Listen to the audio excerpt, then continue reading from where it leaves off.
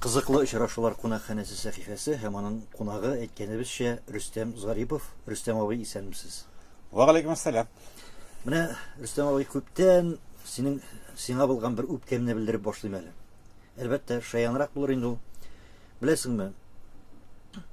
Без яшүсмер вакытта безнең классташлар, безнең белән бергә уйнап үскән егетләр армиягә китә башлаган чагында нәкъ шул вакытта үч иткән дигәндәй синең Тамчыгөл дигән бер яңа җырың бик популяр булып китте.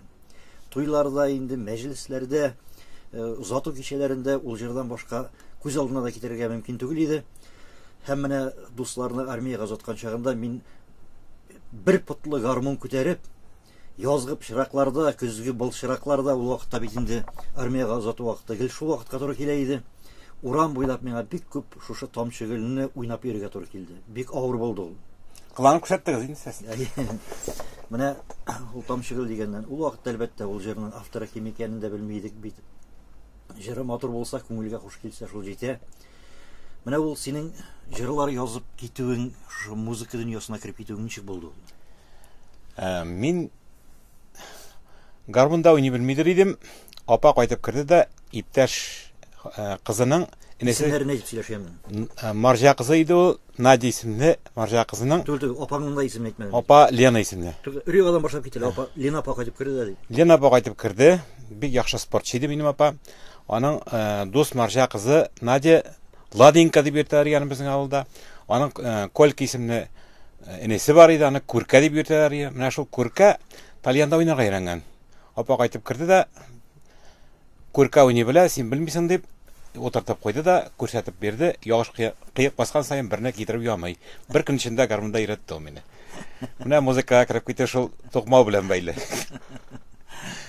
Хәзерге вакыт булса, теге бала хукукларын бузасың дип кирәген биргән булырлар иде. Ул вакытта ювенальный полиция дигән нәрсә юк. Рөстәм абый, менә безнең тыңлаучыларыбыз Рөстәм Зариповны беләләр. Әле алай гына да түгел, бик күп Рөстәм Зариповларны беләләр. Монда инде безнең хәтта радиода эшләүче кешеләр композитор Рөстәм Зарипов бар бит әле тагын берәү. Аның белән дә бутап җибәрәләр. Кайры вакытта менә сезнең җырларыгызны бутап алыштырып куялар име.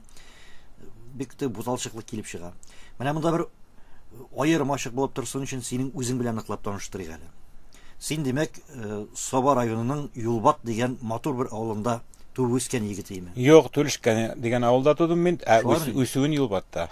Менә шушыны безгә аңлатып сөйлә әле, шу үзеңнең гомер юлыңны. Мин Саба районы Түлешкә авылында туганмын. Ул Миша тирәсе инде ул. Менә шул бездән ерак кына түгел Фәүзия Бәйрәмовның авылы анда, Сабай авылы. Аннан янәшәсендә Ют дигән авылда бар иде. Атаклы Әсхат Сабантуй батыры, РСФСР чемпионы. Аннан астарак менә хәзерге Чыңгызханнар оештырган Җәүдәт Минахматов, ансы Мингәр җигете дигәндәй. Менә шундый су буенда шул төбәктә туарга туры килде миңа. Туры килде. Насыйп булды түгел инде. Шуннан без күчеп килдек. Беренче классны тәмамлагач мин Юлбат дигән авылга әнине колхоз парторг итеп күчерделәр. Шул әни колхоз парторг булып эшләгән вакытта мине аңа колхозлар дагасы өйрәткән иде. Парторг кеше. Шуннан мине мактанасы килде. Аның белән әни берүк әйтә күрмә башны бетерәсең дип мактанып булмый калды шул вакытта. Әнинең исеме кем әле? Саҗидә. Саҗидә кем кызы? Саҗидә Мирза Мөхәммәд Шәриф кызы, атаклы муллалар нәселе. Марҗаниның китабында безнең Шәҗәрә әнинең ягыннан 7-8 буын тасвир ителгән, алар килеп чыгалар. Барсы да шул укымышлы кешеләргә. Кызык. Рөстәм абый, менә син инде мәктәпне тәмамлагач төзелеш институтына укырга кирдең. Әйе. Син үзең профессияң буенча төзүче кеше. Ничек дип әйтим, мин башта теләгән идем музыка буенча китәргә дип бардым мин консерваториягә. Анда Хөснул Вәлиуллин минем әнинең инесе Фәрит абыйның Мөкәррәмә исемле хатыны, шул хатының туганы Хөснул Вәлиуллин. Һөнәри композитор, бик яхшы композитор иде ул. Хөснул абыйга бардым. Минем композитор буласы килә, менә минем шушындый этюдларым бар. Ул карады, энем барысы да әйбәт, әмма ләкин безнең консерваториянең композиторлар бүлегенә керү өчен башта Казанның музыкаль училищесын бетерә кирәк диде. Аны 5 ел икән ул. Аны бетергәнгә кадәр музыка мәктәбе укырга кирәк 8 ел. аны әле урындагы районда бетергән белән генә анда кирип булмый, аның өчен каладагысы кирәк. Ягъни безнең татар моңын күңрәгендә йөрткән татар малайларына композиторлар бүлегенә юл ябык диде ул. Шуңа күрә әйтәм, безнең диде ул, менә андый татар җегетләрен урнаштырып, авыл җегетләрен урнаштыра торган бер бүлек бар инде, җырчылар бүлеге, теләсәң мин сине шунда урнаштырам диде. Мин анда теләмәдем, әйтәм, мин айса язучы булам. Шуннан апага әйткән идем, апа кызыл диплом белән рус филологиясе бүлеген бетергән кеше университетта, ул әйтте. Энем, ул тулай тракның пружинный караватында авылым әнием дип рифма ясап, шигырь ясап, макатлар синнән башка бик күп. Син кисига, строительный институтка кер, башында түбәң булар диде. Һәм ул хаклы булып чыкты. Чыннан да минем башында һәр вакыт түбәдә булды. Дуслар да шәп булды дигәндәй, әмма мин музыкадан да иҗатында да аерылмадым шул вакытта. Түбә дигәннән ул бит түбә хәзер бик күп төрле мәгънәгә ия сүз. Түбә, крыша диләр бит инде. Ансыда булдымы? Ай дип әйтә алмыйм. Ай дип мактана торган җирем юк. Ну, хәтәр дуслар бар иде, әлбәттә. Хәзер дә бар, Аллага шөкер. Әйе. Рөстәм абый, менә булай тригеле без алсаң. Без инде тапшыруыбызны син иҗат иткән бөтенебезгә дә мәгълүм заманасында бөтенебезнең теге язмышына кергән Тамшыгөл дигән җыр белән башлап киттек әңгәмәбезне. Хәзер инде тагын бер җырыңны безнең тыңлаучыларыбызга тәкъдим итәсе иде. Менә соңгы вакытларда син Салават Фәтхетдиновка бик күп җырлар тәкъдим иттең. Бәлкем шулар арасыннан берсен сөйләп алырбыз.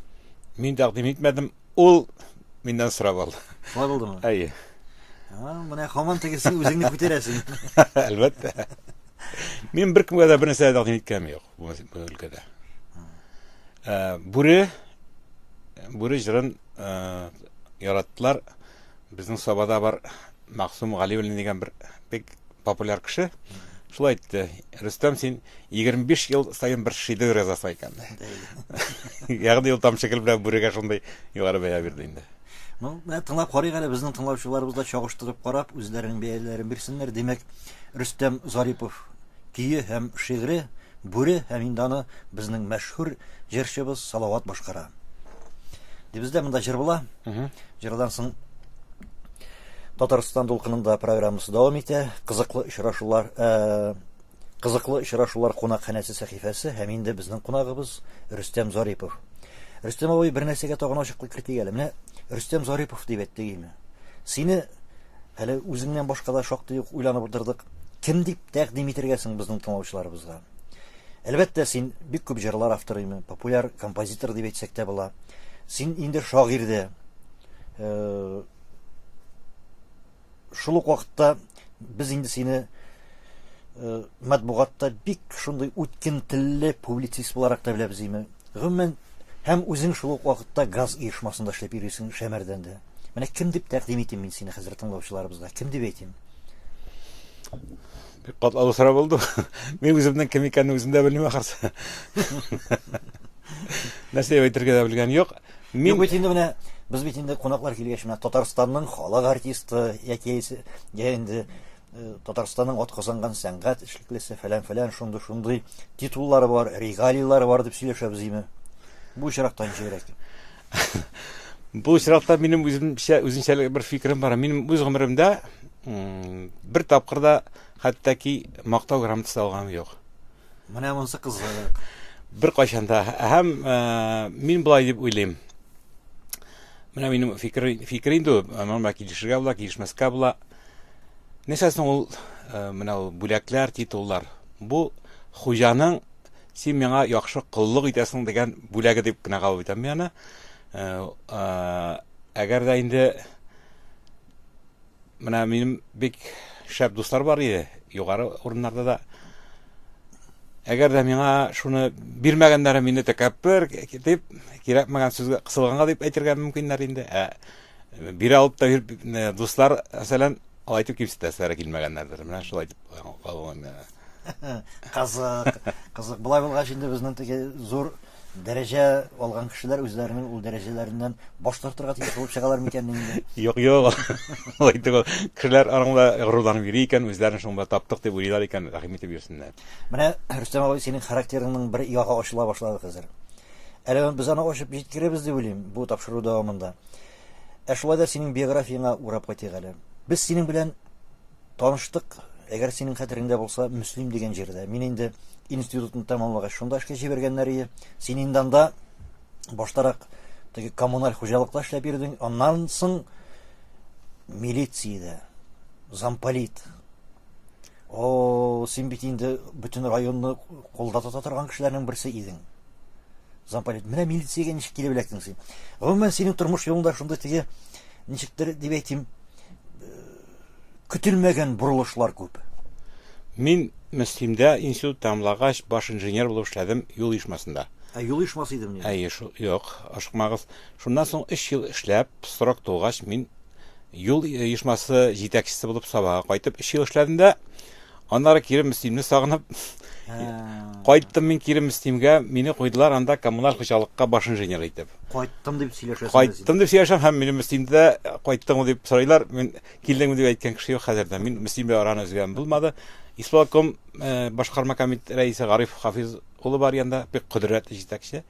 Шул миңа әйтте инде. Энем киткән вакытта әле, юл бүлегеннән киткән вакытта. Кайсы вакытны туган якта бик тормыш оешып та әйтми торган була. Андый-мондый ЧП фәлән килеп чыгамы, уңышсызлык килеп чыгамы. Син безгә кайтырсың, без сиңа фатир да бирәбез, эштә бир, без сине бик яраттык дип шайтып узатып калды ул мине. Һәм мин аның сүзен тыңлап кайткан идем. 3 ел коммуналь хуҗалыкта эшләдем мин, баш инженер булып. Аннары мине чакырдылар замначальник вазифасына милициягә. Хәзер мин карап торам, баш инженер булып эшлим, аена 170 сум алам. Ә монда миңа тәкъдим иттеләр 350 сум. Хатын да каршы, туганнар да нәселдә булмаган нәрсә, ничек син анда барасың дип. Ә мин әйтәм, холодильник 230 сум тора, 350 сум акча бирәләр, ничек инде мин башлар. Шулай дип барып кирдем, һәм мин анда бик якын, бик шәп кешеләр белән дуслаштым.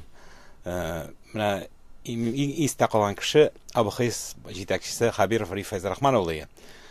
Хәзер барып танышып, дуслашып киткәннән соң, мин аңа майор вазифа должен салып биргә мөмкин, аңа капитан иде ул. Майор булып китте минем аркада дип әйтергә була. Җаен тапты минем аңа. Шул эшли башлагач, миңа бер папка тоттырды. Ачып карасам, мин язган ялган нәрәтләр бөтенесе теркәлеп барган икән. Бөтен кешегә дә шундый нәрсә җыеп бара икән Хабиров. Милициягә килгәнчегә чакырдым. Килгәнчегә коммуналь хаҗатта эшләгәндә, теге килгән кунакларны сыйларга дип язган нәрәтләр бөтенесе шунда. Бер сатып барган кешесендәге микән белдем. Мәйдә Хабиров син минем башка җитәгә бәйбебезнең эш шул бит. Җырдылатырга туры килде шул. Менә милиция берләп караган чагында бит ул ничектер иҗаттан ерак тора Рөстәм абый мен.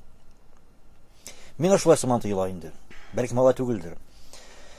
Ләкин син шушы Мөслимдә милициядә эшләгән чагында шактый матур күп җырлар иҗат иттең һәм менә минем хәтердә калган син балалар өчен иҗат иттең ул вакытта.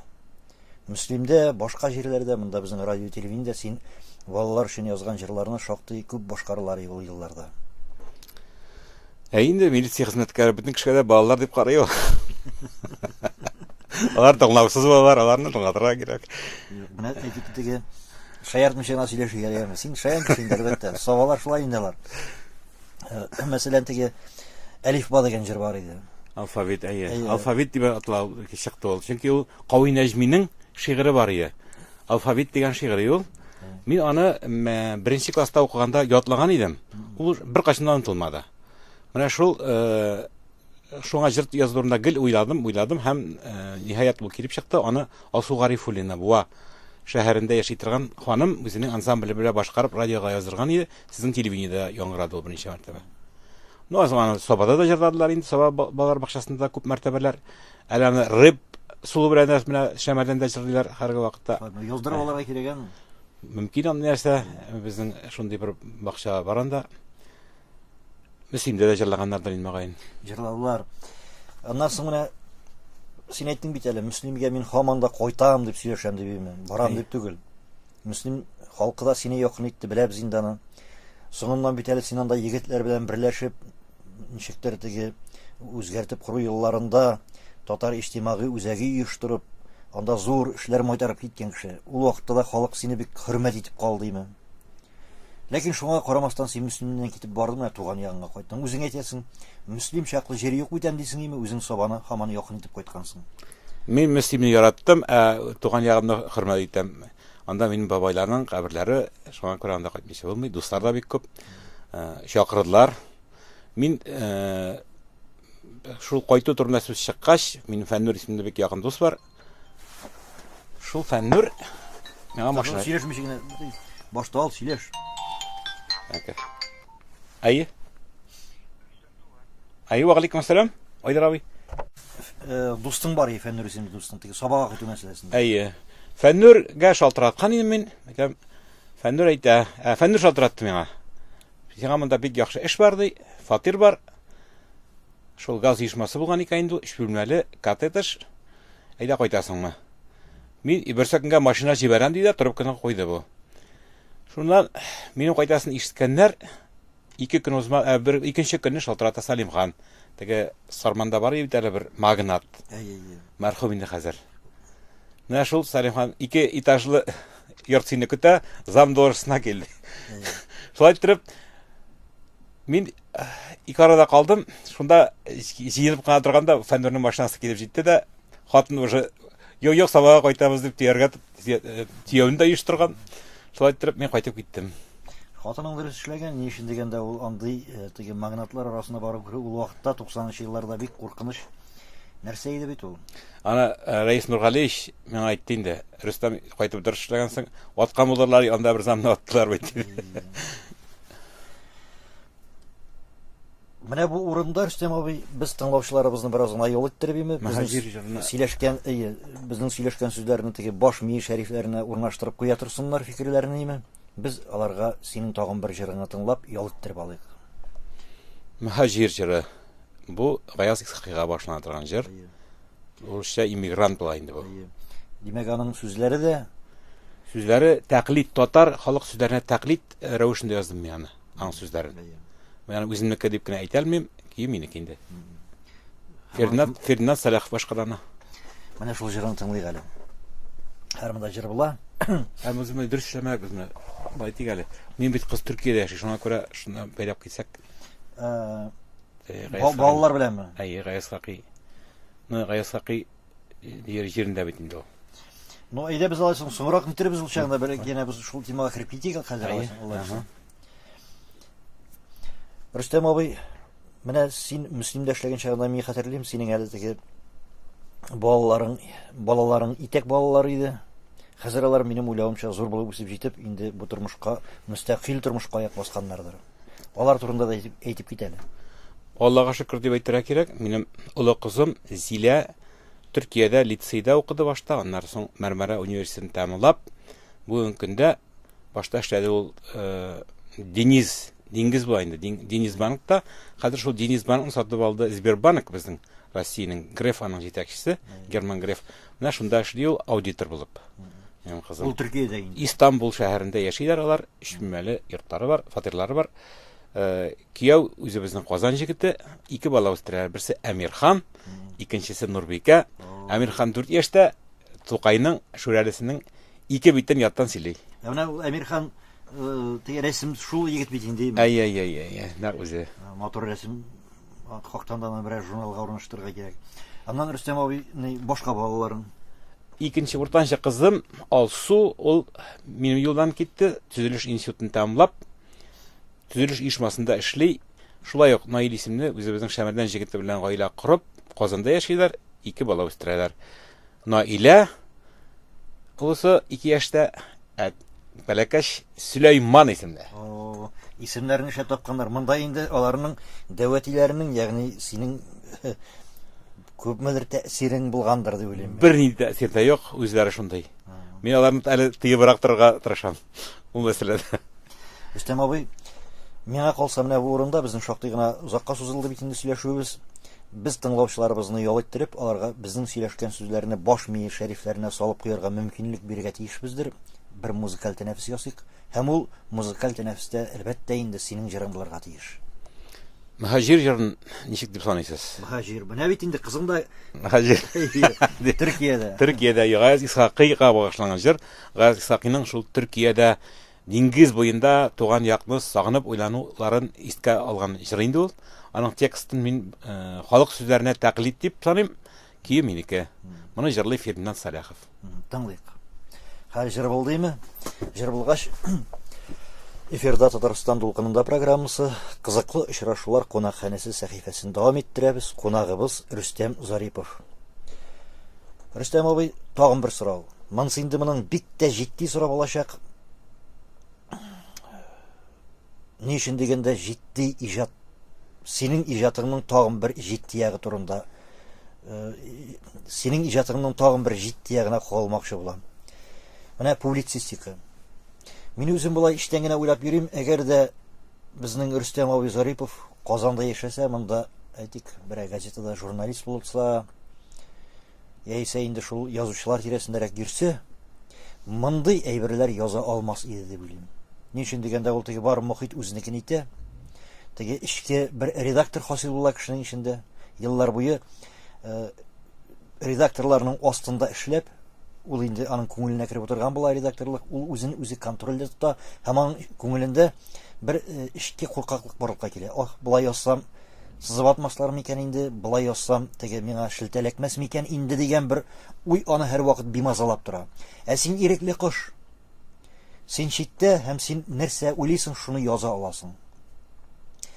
Бу минем фикер генә. Ә синең үзең бу мәсьәләдә ничегрәк? Менә синең публицистик жанрга кирип китүең һәм менә бүгенге көндә бер танылган публицист булып безнең республикада иң үткен темаларны күтәреп баруың. Миңа калса, беренчедән Төзелеш институтында укуның файдасы бик зур дип саныйм. Бу институтта проекттың нәрсә икәнен аңлаталар. Төптән уйлап караганда, һәр бер эш, хәтта шушы мәкалә аны проект дип карарга була. Проектның аның нигезләмәсе булырга тиеш иң элек. Финанс нигезләмәсеме, бүтән төрле тарихи нигезләмәсе булырга тиеш. Мәкаләдә шул, язмада да шулай ул. Аннан соң аның конструкциясе булырга тиеш. Фундаменты, конструкциясе, түбәсе ялга тиеш. Тиешле яктылык белән тәэмин ителергә тиеш ул. Коммуникацияләр булырга тиеш аның. Әгәр дә мен шушы әйберне эшләмәсәң, ул кәлҗимә булып чыга. Менә беренче чиракта мин язган әсәрләремә менә шушы проект күзлегеннән якын киләм. Икенчедән, мәсәлән, ул мискинлек турында әйттегез инде, сез кемгәдер буйсыну. Ул производствода шул ук хәл. Шул планеркаларда һәр бер оешмада, мин оешмаларда эшләдем инде, әлбәттә кемне дә булса тукмыйлар, тәрбиялиләр. Шуның нигезендә бүтәнә куркып утырырга тиеш. Менә шушында әйбер, шушы система ул безнең илдә бөтен җирдә шушы хәл. Ул редакциядә гына түгел, бөтен җирдә шулай ул. Кемдер аңа бирешә, кемдер аңа бирешми инде. Менә шул мин мәсәлән булай дип уйлыйм. Әгәр дә син үзеңнең җитәкчеңне ахмакка саныйсың икән, ахмакны даһи урынына курып сөйләшергә кирәк. Ахмакны даһи урынына кую инде аны ахмакка санау дигән сүз ул. Аның алда ялагайланасың икән син. Ансы синең бер табигатың. Анда синең бу әйткән сүзләреңне синең җитәкчеңдә тыңлап торырга мөмкин бит менә хәзер. Менә минем җитәкчеләрем ничек дип әйтим әле? Даһилар дигән. Даһилар түгел. Мин бер тапкыр үземнең бер менә бу соңгы җитәкчемә әйткәнем булды. Нишләп сез шул хәтле якын әйтәсез? Кеше сатып тора торган ялагайларны дигән идем. Ул миңа булай диде. Мин аларның тирәнтен җирәнеп карыйм, әмма хезмәтләрен югары бәялыйм ди. Ягъни, теге уңышларга ирешүчеләр бардыр инде шундый ысул белән. Теге ялагайланып, теге ярап, әмма ләкин аларга карата бәя ул аяусыз була һәр вакыт. Менә шул кеше булып каласы килде гомер буе. Менә мин шул принциптан чыгып яшәдем. Ул кайда да үзеңне әлбәттә инде. Мәсәлән, мин бит дорожник, юл оешмасында эшләгән кеше. Мин юл оешмасыннан китеп баруым, шул начальник булып эшләгән җирдән, үземнең шул сабыр итмәгән холкымның тискәрелеге аркасында булып чыкты. Минем бер кирәкмәгән урында, кирәкмәгән сүз аркасында булды инде. Менә шул тыелып калып булмый. Улай бер ике яклы. Дип әйтегез. Рөстәм абый, менә кирәкмәгән урында кирәкмәгән сүз дигәннән сине бит инде без укып барабыз, безнең татар матбугатыннан да шул әйтик Татарстан яшьләрендә син шактый еш күренәсең. Аннан соң бу соңгы елларда Звезда Поволжья дигән газета белән бик нык дуслашып киттең. Ул газетаны инде без һәр атна кич көнендә Пәнҗе шәмсендә көтеп алабыз. Бигрәк тә Казан интеллигенциясына яратып укый. Шактый ук кискен төрттөрәсең әлбәттә. килешкән чакларда була синең белән кайры вакытны тукталыр Рөстәм абый нишләп болай яздым икән инде, нишләп бу кешене дә тәнкыйтьләдем икән инде бу дип уйлап куйган чакларда була. Кайры вакытны теге менә ничектер бер теге ат уйнаган җирдә тик кала дигәндәй бер уйнап барган чагында теге як-якта торган карап кына торган, бәлкем бу вакыйгага бөтенләй кагылышы булмаган кешеләргә дә тиеп китәсең сыман тоела. Беләсез нәрсә, мин әгәр дә алай булса гафу үтенәм инде ул кешеләрдән. Мин болай дип кына сорыйм. Миңа хаттар да килә бу яктан, өйгә дә хаттар килде инде, газетләр дә яздылар. Нишләп син язучыларга тибәсең дип. Менә шулдыр да сүз алып барам да инде. Нишләп син аларны рәҗетәсең дип. Менә миңа бер дә алай дип тоелмый. Беләсез нәрсә, хәзер мин матбугатта укып барам, бер-берсен котышкыч макташуга киттеләр. Ялашу дәрәҗәсенә җитеп макташу бара. Һәм тәнкыйть бөтенләй юкка чыкты. Шуңа күрә чын ихлас тәнкыйтьне типкәләү дип кабул итә башладылар. Мин инде шушы жанр яшәсен дип озакланмыйм үземә калганда. Габдулла Тукай да бит аны кирәкле шәй дигән. Күп кенә әсәрләрне безнең татар матбугатында кайбер әйберләрне чыгарып та булмый. Шуңа күрә урыс матбугатын ана соң әлендә кемдер әйтеп куярга да мөмкин, моның бу әйберләрне чыгарма дип. Шуңа күрә урыс матбугатына да мөрәҗәгать итәргә туры килгән. Мәскәүдә хәтта бер монда үтәлмәгән бер 4 мәкалә минем Мәскәүнең Великий эпохасында. Аны кирип интернеттан карарга да мөмкин. Великий эпоха Рустем Зарипов дип кирип укып була. Без кирип укыдыган. Менә Рустем абый, тагын без бит инде барыбыз да адәм балалары. Безнең барыбызның да теге ашыйсы килә, ишәсе килә дигән шикелле барыбызның да тән бар.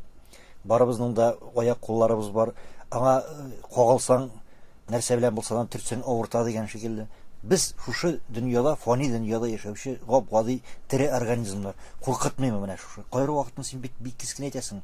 Хәтта менә теге безнең заманның көчле кешеләренә, көчле даирәләренә каршы да кискин әйтеп куясың бит. Мин кешенең шәхсенә кагылмыйм, бары тик эшчәнлек турында гына сүз барырга мөмкин, яки иҗат турында гына. Шәхсенә тигәнем юк беркемнең дә. Мин шулай дип уйлыйм. Шушы әйбер куркытмыймы? Шушы әйбер батырлык бирәме? Беренче батырлык тоймыйм, мин монда ихласлык тик бина кабул итәм. Һәм кеше ихлас булырга тиеш дип уйлыйм. Әгәр дә ихлас булмаса икән, бу дөньяда яшәүнең мәгънәсе калмый. Кызык. Үзе кеше булып калырга кирәк дип әйткән идеңме? Мөслимдә бит халык ихлас иде. Менә син яшәгән кеше. Мөслимдә кешеләр бик ихлас бит. Анда шулай. Утка, суга керә торган кешеләр яшәгәндә. Менә аның да миңа тәэсир булмый калмаганда дип уйлыйм. Мөслимдә кешеләр, Рөстәм абый, мин дә кысылып кына әйтим инде, гафу итәме. Анда бит бик гади кешеләр. Карап торасың, гади генә шундый теге бүтәннәрдән аерылып тормый торган гадәти генә бер кеше, ләкин ул шәхес. Менә мин мөслим халкының шул ягына гаҗәпләндем аның. Христианда. Христиан. Аны соң айдалар бит 500 кешелек хорлар да җырлап биргән кешеләр. Анда сәнгатендә яраталар. Алар да татарлык та көчле. Мин әйтмәсем, безнең Саба халкы да чыгып калганнардан түгел, көрәшчеләре дә бик хәлле инде. Мәсәлән, минем бик ягын дуслар, әлегә дә фәндүрләр нәселе, алар аның бер абыйсы Фуат Шайдуллин төзелеш оешмасы җитәкчесе, ул бит РСФСР чемпионы көрәш буенча, аның малае тоже хәзер зур җитәкче булды, ул да бик яхшы көрәш остасы, Вахитов районының батыры инде, фәннүр үзе дә бик күп сарыклар алды дигәндәй. Минем Госман достым бар әле, ул да бик оста көрәшче дигәндәй. Нишләп әйтим инде, Саба ягында алай бик курка торган кешеләр яшәми. Шул югары даирәгә кирип тормаган, бик тәвәккәл кешеләр эшли анда. Беләбез. Саба ягыннан безнең президент та Саба ягыннан бит әле. Менә бу Сельхозтехникада эшләгән вакытны хәтерлим, бик тәвәккәл җегет иде ул. Анда шул вакытта. Рөстәм абый, менә минем алдымда син безгә күчтәнәш итеп, бүләк итеп алып килгән 3 китап ята. Аларның беренчесе бу синең китаплар, Рөстәм Зарипов авторы. Тамшыгөл беренчесе. Икенчесе шулай ук шигырьләр китабы Әфлүсин җиле. Һәм өченчесе Шыңгызхан китергән бәйрәм. Рәхмәт, бу китапларны әле безнең бүген кайткач йотлыгып укыйсыбыз бар. Тыңлаучыларыбызга да тәкъдим итәбез. Шигырьләргә әле без инде тапшыруыбызның ахырында тагын әйләнеп кайтарбыз. Менә бу Шыңгызхан китергән бәйрәм. Монда инде минем аңлавымча публицистик әсәрләрен тупланган һәм проза да барында, һәм бер пьеса да барында. Һәм шуның белән бергә Һәм шуның белән бергә менә Шыңгыз хан китергән бәйрәм дигән сүз ул инде ничектер шунда ук уйланырга мәҗбүр итә торган сүз. Ничек инде алай дип билмәм. Бу минем аңлавымча Сабан туе турында бара инде. Сабан туе, Мингәр Сабан туе турында сүз бара монда. Сабан туен инде безнең галимнәребез ул теге борынгы безнең мәҗүсилек чорыннан Болгар вакытларында да булган дип язалар бит инде. Ничектер Шыңгыз хан алып килгәненә ул бәйрәмне күңел шанасы килми барыбер да. Юк, бу мәкаләдә ул турында сүз бармый бит. Ул турында монда бара Мингәр Сабан туе турында. Аны Шыңгыз хан дигән оешма җитәкчеләре оештыра бит. Җәүдәт дус хөрмәтенә язылган мәкаләдә. Менә хәйләкәр кеше икәнсең. Так, без әңгәмәне һәр кайсы якка таба нитәбез, бер акыр итәбез. Әҗрләрне биреп бара кирәк бит без анда әҗрләрне. Берәү, ике, өчәү, дүртәү булды безнең, яме? 3 җыр бирдек, 3. Әҗрне бирәм син там шикелле. Нине бүрене бирдек. Бүрне бирдек. Тагын нинди җыр? Юсуфан бар инде минем. Без шигырьләргә дә урын калдырыйк әле. Бу 50 минут бу. Шулаймы? Ну әле вакыт күп безнең, күп. Ну кисәрсең янында әңгәмә кирәкмәс сүзләр күп анда. Юк, кисмәм бер сүзендә. Алла инде. Ул бейтра, хак бар аны. Ярар. Тута хәйр аласың. Менә бу җәдәтләргә ниләргә багышланган бер җырың юкмы синең? Дусларга багышланган. Менә шул дуслар җыры инде. Дуслар җырымы? Рөстәм абый монда дуслар турында сүз чыкты, якташлар турында сүз чыкты. Бәлкем менә бу урында синең аларга багышланган бер җырыңны тәкъдим итәргәдер тыңлаучыларыбызның игътибарына. Дуслар җыелган дигән җыр бар минем Салават башкаруында. Бар. Бәлки шуны тыңлап китәрбез. Әйдәгез шул җырны тыңлыйк әле. Димәк, Рөстәм Зарипов музыкасы һәм сүзләре. Һәм сүзләре. Дуслар җыелган. Салават башкара. Бу җыр булды. Кызыклы очрашулар, кызыклы исемен онытамын шушы сәхифәнең. Ничек ул кызыклы очрашулар кунакханәсе. Кызыклы очрашулар кунакханәсендә Рөстәм Зарипов белән очрашуыбызны дәвам иттерәбез. Рөстәм абый, менә бу җыр барган чагында син инде алдындагы китапларны алып актаргалый да башладың. Димәк, безгә шул китаплардан ни дә булса тәкъдим итәргә уйлыйсың дигән сүз шулаймы? Нәкъ шулай. Менә бу Африсон җирле дигән китаптан әйдә бер лирик шигырь, мәхәббәт турында шигырь. Алайса ниндидер коры бер кеше шикеллеген алып калдык. Ничек бүләт зул дигән әйбер кала. Шулай менә әйтик сине Зигызда Поволжьедан теге үткен кайбер вакытны хәтта күңелне сискәндереп җибәрә торган мәкаләләреңне генә укып, шул яктан гына белгән кешеләргә өчен син бер ачыш булачаксың укыйк әле. Кабат кайтмый икән. Ерактан күреп алсам да, җанда ялкын кабына. Әгәр карашына тарсам, аяк тоя, чалына. Беләм, аңа тиң түгелмен, шуңа да күрми уза. Ә йөрәкнең үз туксаны, тик ул гына дип сыза. Без ни кадәр азрак сөйсәк, алар ярата күбрәк. Гажизлектән шул ысулга барып каплана йөрәк. Үз үземне инандырам аны яратмавыма. Акылны гир итеп тагам хыял канатларына. Һәм талкырый, чишмә тына, тынып кала сандугач. Инде очраса абынмыйм, һәм барламыйм көн тугач. Бер көн мәгъшукам килә дә, сыйна кочагыма. Әйдә бергә янабыз ди, мәхәббәт учагына. Ә мин гүя каккан казык, бер җылы сүз таба алмыйм. Дөрли учак, ә мин тумран, кабына алмыйм, яна алмыйм. Җаннан сөюне бер сөргәч, ул кабат кайтмый икән. Аның кайтмаячагы да инде моңа әйтмәй икән.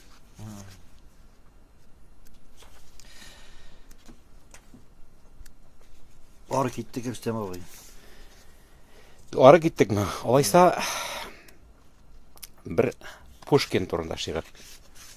Пушкин яндыра да, ишетә дә мәхәббәт ялкыны. Бәгыр тамырына төшә көнләшү шаукымы. Пушкинның нияте мәгълүм.